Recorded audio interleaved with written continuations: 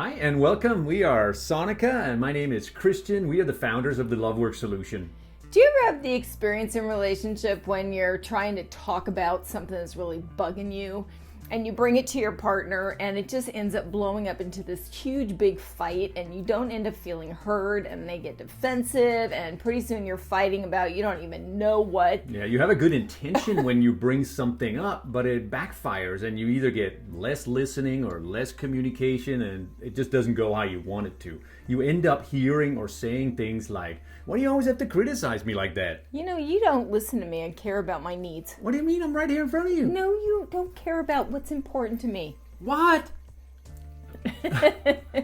Why are you always complaining? Yeah. Why are you criticizing me all the time? I can never make you happy. And when that actually happens in your relationship, it's not actually very funny. It really deteriorates the mood and the quality and the connection of your relationship and of your communication.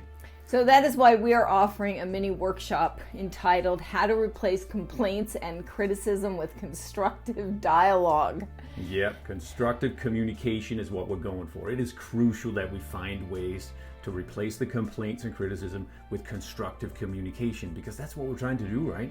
So in this mini workshop, we're going to help you stop the cycle of complaining. Yep, we're going to help you get your point across, like talk to your partner in a constructive way.